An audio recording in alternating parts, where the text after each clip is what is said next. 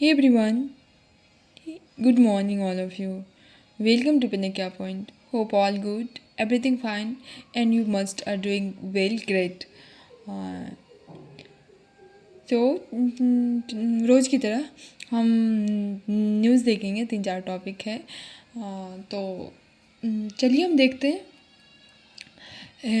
कुछ इंडेक्स है, कुछ एक स्पीसीज़ हैं जिसका डिस्कवरी हुआ है, और फिर हम नोबेल प्राइज़ देख रहे थे। तो इससे पहले तो हम Nobel prize physiology, chemistry, physics, peace भी देख लिए थे, और फिर लिटरेचर भी देख लिए थे। अब सिर्फ एक इकोनॉमिक्स बचा है, तो हम उसको देखेंगे। और इसी तरह करके 3-4 मतलब न्यूज़ है, ठीक ना। 3-4 न्यूज़ है। So let's start. चलिए हम देखते हैं न्यूज़ को, पढ़ते हैं क्या है। पहला है ग्लोबल हंगर इंडेक्स। देखिए कोई भी जैसा कि मैं हमेशा कहती हूँ कि इंडेक्स में आपको इम्पोर्टेंट होता है उसको रिलीज कौन करता है। इस बार इंडिया का क्या रैंक था, टॉप 3। अगर अगर उस तरीके का अगर इंडेक्स है तो टॉप 3 आप याद रख लीजिए। और थोड़ा सा अगर आप हायर लेवल ऑफ एग्जामिनेशन दे रहे हैं तो थोड़ा सा मतलब आप अपने नेबरिंग कंट्रीज उसका क्या मतलब स्थिति है, उसका क्या रैंक है, इतना तो बेसिक 3-4 चीज़ उसको रिलिस्ट कौन करता है। इस बार थीम क्या रहा, इंडिया का रैंक क्या रहा, टॉप 3 में क्या रहा, भाई 4-5 चीज़ और कुछ नहीं। इस वजह से कि इंडिया का रैंक 2024 में 105 था। इंडिया का रैंक 127 कंट्री में 105। जैसे कि देखिए कि ये हंगर इंडेक्स में क्या होता है, जैसे जैसे आप 100 के मतलब करीब पहुंचते हैं वो आपका मतलब हंगर आपके कंट्री का दिखाता है कि आप बहुत ही ज़्यादा मतलब इस आपका आप वर्स्ट होते जा रहे हैं। 100 वर्स्ट दिखाता है और 0 बेस्ट पॉसिबल स्कोर दिखाता है। जैसे हम लोग देखिए 127 आउट ऑफ 127 कंट्री में 105 पर आ गए हैं।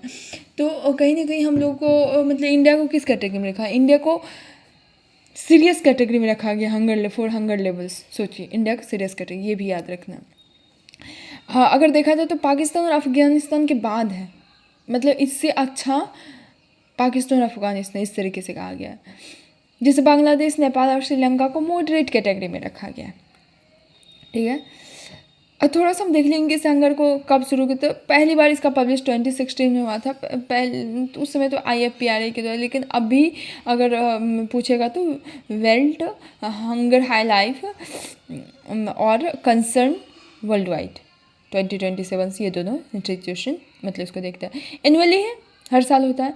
इसमें क्या करना है, इस इंडेक्स इस लाने का क्या मतलब है, आप अक्रॉस ग्लोब को देखता है कि क्या है, हंगर को मेज़र करता है, ट्रैक करता है, फिर बहुत सारे डायमेंशन निकालता है। डायमेंशन के थ्रू बताता है कि आपके कंट्री में कितना हंगर है या किस कैटेगरी में आप लैग कर रहे हैं। तो ये स्कोर जैसे 100 से 0 रहता है, 100 पॉइंट का रहता है, जिसमें 0 आपका बेस्ट पॉसिबल स्कोर होता है और 100 वर्स्ट होता है। तो ये याद रखना है, ये नहीं कि हाँ इंडिया 105 रैंक, तो ये नहीं। और इंडिया को सीरियस कैटेगरी में रखा है, याद रखना है। इंडिया को बांग्लादेश ने बोलते हैं मॉडरेट कैटेगरी में रखा है। जैसे हर कंट्री का अपना ना ग्लोबल हंगर इंडेक्स स्कोर होता है, और उसमें दिखाता है कि आप लो से एक्सट्रीमली अलार्मिंग मतलब कि थोड़ा ध्यान देने का ज़रूरत है या कि किस तरीके से। अगर हम इसके कुछ पैरामीटर देखेंगे तो 3-4 पैरामीटर पर देखता है इस इंडेक्स को। इसको जो भी रिलिस्ट करता है बॉडी उसको वो ना, जैसे अंडर नरिशिंग मतलब आपके कंट्री में क्या अंडर नरिशमेंट कितना का है, चाइल्ड स्टंटिंग मतलब कि हाइट नहीं होता है कि हाइट बच्चे का रुक गया हो, चाइल्ड वेस्टिंग मतलब वेट नहीं बढ़ रहा हो, चाइल्ड मोटरी, इस ये सब पैरामीटर है। इस सब पर पॉइंट होता है, इस सब पर पॉइंट दिया जाता है कि कितना आप एक्वायर कर। थीम 2024 का देखें तो थीम बहुत इंपॉर्टेंट है, star mark, how gender justice can advance climate resilience and zero hunger. Theme है, फिर से मैं पढ़ती हूँ, हाउ जेंडर जस्टिस, किस तरह से जेंडर जस्टिस जो है क्लाइमेट रेजिलियंस को एडवांस कर रहा है, और फिर जीरो हैंगर तक हम पहुँचेंगे। 27.3 2024 में रहा। 2023 में से थोड़ा सा मतलब अच्छा कह सकते हैं, उतना भी अच्छा, थोड़ा सा अच्छा। अगर हम यूएनएसडीजी का कंसर्न देखें तो यूएनएसडीजी मतलब एसडीजी सस्टेनेबल डेवलपमेंट गोल 2 में पॉवर्टी एलिमिनेशन, मतलब पूरी तरीके से पॉवर्टी को एबोलिश करना है, ख़त्म करना है, तो एसडीजी 2 में। और इसका कंसर्न भी है कि 2030 तक, ये हमारा क्या है 2024, तो 2030 तक जीरो हंगर कर देना है। जीरो हंगर मतलब नो पॉवर्टी। जैसे ये सब कंट्री है, यहाँ ना हंगर लेवल्स अलार्मिंग पे है। जैसे और ये क्यों हो रहा है, जैसे ये यहाँ सब कन्फ्लिक्ट चल रहा है, तो यहाँ हंगर लेवल बहुत ही पिक पे है। जैसे Gaza, Sudan, Democratic Republic of Congo, Haiti, Mali और सीरिया, यहाँ से। अगर हम ग्लोबल हंगर का बात करें तो अगर देखा जाए तो 733 मिलियन पीपल जो है 733 मिलियन पीपल जो है हंगर ग्लोबली फेस करता है। और इसमें विथ कितना 2.8 बिलियन जो है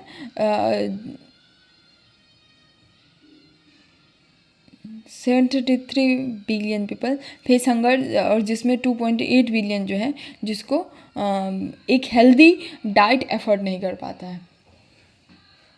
हेल्दी डाइट या बैलेंस डाइट क्या होता है, जिसमें विटामिन्स हो, हमारे कार्बोहाइड्रेट, प्रोटीन, फैट, न्यूट्रिएंट्स, जो भी विटामिन्स, मिनरल्स जो भी है सब मतलब हमको बैलेंस्ड मिले, उसी को बैलेंस डाइट बोलते हैं। तो ये समझ में आ गया होगा कि ग्लोबल हंगर इंडिया का rank out of 127 country, India का रैंक कितना 155, और इंडिया को सीरियस कैटेगरी में रखा है हंगर लेवल में। ठीक है, ये सब हम देखें कि थीम ही बढ़ किस तरह, हाउ जेंडर जस्टिस, ये देखिए थीम का ना मतलब वर्ड पकड़ना है, एक दो वर्ड पकड़ना है, जैसे जेंडर जस्टिस और जीरो हंगर, याद रख हो जाएगा।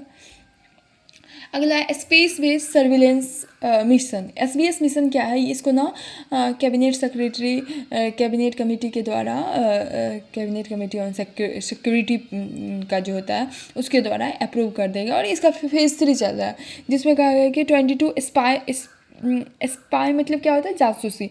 स्पाई सेटेलाइट जो है अर्थ के लो ऑर्बिट और जियोस्टेशनरी ऑर्बिट में लगाना है। ठीक ना, क्या करना, 52 स्पाई सेटेलाइट को अर्थ के लो ऑर्बिट और जियोस्टेशनरी ऑर्बिट में लगाना। किस पर्पस क्या है, एम क्या है कि इंडिया के स्पेस सर्विलेंस कैपेबिलिटी को और हम इन्हांस करें, जिससे हमारा नेशनल सिक्योरिटी और बूस्ट हो।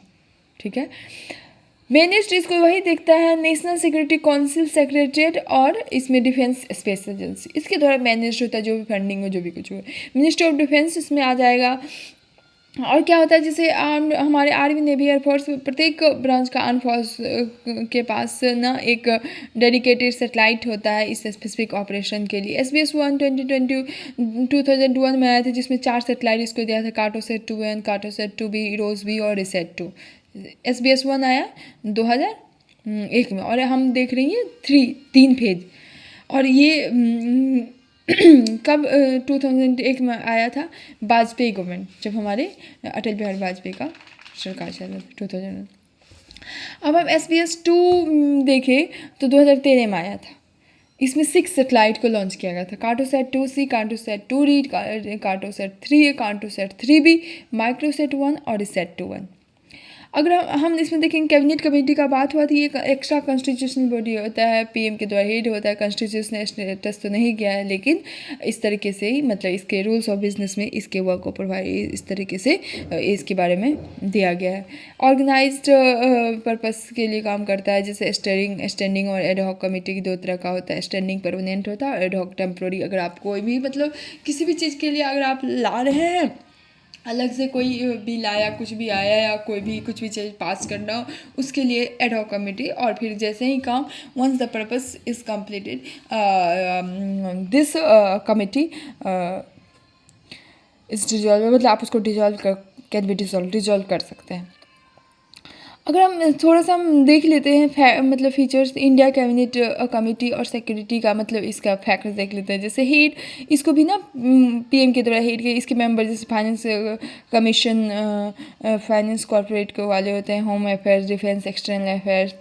और इसमें इसको क्या करते, जो भी क्या कहते हैं, एटॉमिक एनर्जी से रिलेटेड मैटर होता है सभी को कंसिडर करना है, डिफेंस सेक्रेटरी को, ये defence committee on security cabinet. और जो भी कैपिटल डिफेंस एक्सपेंशन होते हैं, जो भी 10,000 से ज़्यादा, 10,000 करोड़ से ज़्यादा, उसको उसमें भी ये इन्वॉल्व होते हैं। कौन? Cabinet committee on security. तो हम क्या देखें? SBS क्या देखें? SBS स्पेस बेस्ड सर्विलेंस, और इसका फेज़ 3 चल रहा है, और फेज़ 1 में 2001 में आया था, और फेज़ 2 2013 में आया था, और किस तरह के। अगला हम देखेंगे T-90 Bhishma tank. Indian army के द्वारा T-90 भीष्म टैंक को हाल ही में रोल किया गया, पहला ओवरऑल्ड भीष्म टैंक। और ये एक बैटल टैंक है, आर्मी के द्वारा यूज़ किया जा रहा है 2003 से ही। उसी का अपग्रेडेड वर्जन लाया है ये, जैसे T-72 tank, Russian C-72 tank का अपग्रेडेड वर्जन लाया है, ठीक ना। वेट इसका 47 टन है, वेट इसका 47 टन है, और 9.6 मीटर लॉन्ग है, 2.8 मीटर क्या कहते हैं, क्या है, हाइट है, 2.8 मीटर इसका विड्थ है, थ्री क्रू पीपल, मतलब इसमें 3 लोग रहेंगे, एक कमांडर, एक गनर, एक ड्राइवर, 3 क्रू पीपल। फीचर से ये एक्सीलेंट मैनेवरेबिलिटी में हेल्प करता है आपको, क्विक जैसे 60 किलोमीटर पर आवर से ये चलता है, स्ट्रॉन्ग प्रोटेक्शन होता है, फायर पावर इसका 125 mm स्मूथ बर्स्ट होता है, स्मूथ बोर्ड प्रोटेक्शन, जैसे क्या कि एक्टिव प्रोटेक्शन सिस्टम इसमें, मोबिलिटी 1000 HP इंजन इसमें रहता है, ऑपरेट इफेक्टिवली पूरी तरह से अच्छे से काम करता है। मॉडर्न फायर कंट्रोल सिस्टम इसमें रहता है, जिसमें लेज़र रेंज फाइंडर रहता है, थर्मल इमेजिंग साइट रहता है, और एक सेटेलाइट कंप्यूटर रहता है, जिससे आप एक्यूरेसी को इन्हांस कर सकते हैं। ये था हमारा T-90 भीष्म टैंक, और कहीं ना कहीं ये रशियन C-72 टैंक का अपग्रेडेड वर्जन है।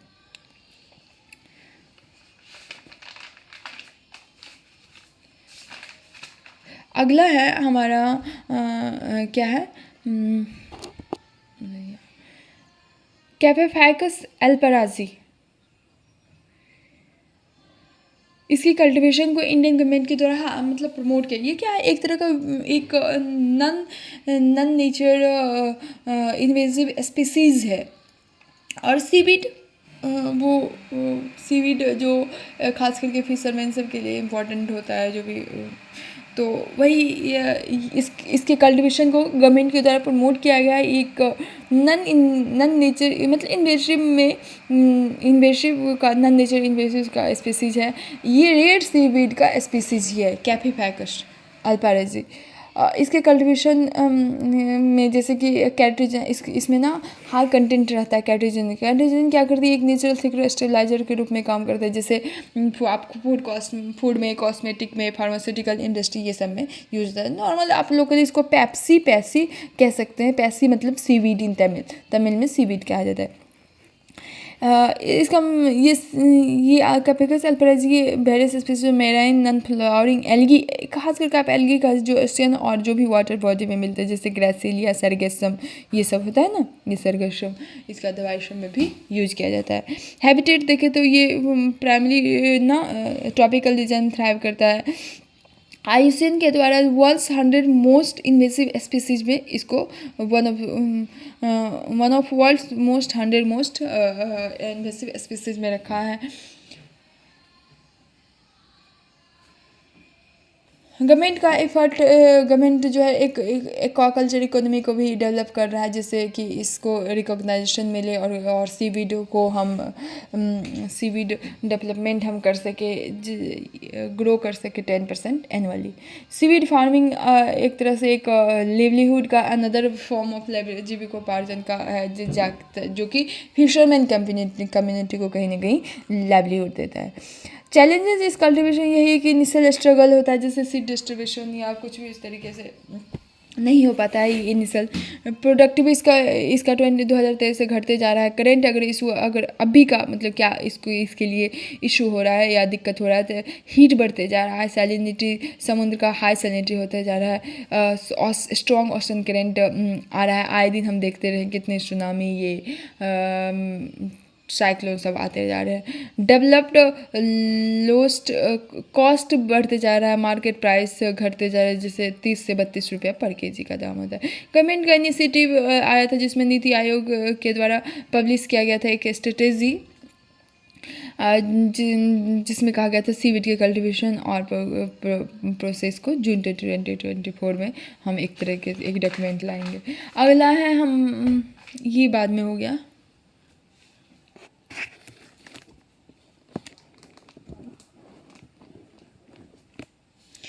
नोबेल प्राइज़ फॉर इकोनॉमिक्स, जैसे कि हम वीडियो के स्टार्टिंग में ही बोले कि सारा नोबेल प्राइज़ हम कर लिए हैं 5 कैटेगरी।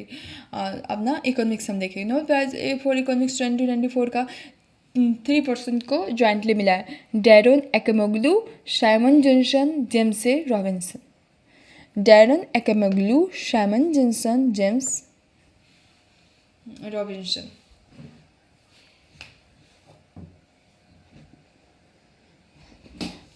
इसको किस लिए मिला है? For studies of how institution are form and affect prosperity, मतलब किस तरीके से इंस्टीट्यूशन बनता है और फिर किस तरीके से हमारे प्रॉस्पेरिटी, सुख संपन्नता, समृद्धि को अफेक्ट करता है। ये किसके द्वारा दिया जाता है? Royal Swedish academy of science, मतलब स्वीडन के द्वारा दिया जाता है। एक सिर्फ नॉर्वे से दिया जाता है, नॉर्वे के द्वारा पीस नोबेल पीस प्राइज़, और बाकी सिटीज़। ये प्राइज़ किसके द्वारा? एस्पेरिग्स रिक्सबैंक प्राइज़ के द्वारा, रिक्सबैंक प्राइज़ के द्वारा। पहला इसका अवार्डी था 1969 रैग्नर फ्रिश और जेन टिंगरमैन। जिसे हम याद रखना, नोबेल आप क्या कहते हैं, वन डे एग्ज़ाम दे रहे हैं या higher level one day exam भी दे रहे हैं, तो आपको तीनों नाम मतलब पूछ लेगा कि इकोनॉमिक्स में या तीनों नाम दे देगा या दे देगा नोबेल प्राइज़ फॉर इकोनॉमिक्स, और इस तरीके से ये तो आपको तीनों नाम याद रखना, कभी एक ही नाम दे के पूछ ले तो उस तरीके से। Daron Acemoglu, Simon Johnson, James A Robinson, किस तरीके से इंस्टीट्यूशन और किस लिए काम, और रॉयल स्वीडिश एकेडमी के द्वारा दिया जाता है, और ये प्राइज़ का नाम है सेब्रिग्स रिक्सबैंक प्राइज़। जिस नोबेल प्राइज़ का हम थोड़ा सा ये देख लेते थे, पहली बार पीस प्राइज़ दिया गया था 1900 में, फिर लिटरेचर, फिर केमिस्ट्री, फिर फिजिक्स, फिर मेडिसिन, लास्ट में इकोनॉमिक्स में 1968 में स्टार्ट हुआ। तो ये थोड़ा सा ये मतलब नोबेल प्राइज़ का किस तरीके से हम ये ट्री भी देख लिए, मतलब इसका साइकिल भी देख लिए। पहला पीस प्राइज़ दिया गया था 1901 में, इकोनॉमिक्स 1968 लास्ट में इकोनॉमिक्स। तो ये था हमारा आज का न्यूज़। होप समझ में आ गया होगा, मैं ऐसा मान के चलती हूँ, और नहीं भी आएगा तो day by day I will try to do my best, और अच्छे से मैं कोशिश करूँगी कि मैं समझा पाऊँ या क्लियर कर पाऊँ। I am also a learner novice, so thank you. तब तक के लिए स्टे ब्लेस्ड, आप लोग पढ़िए। See you next video, bye bye.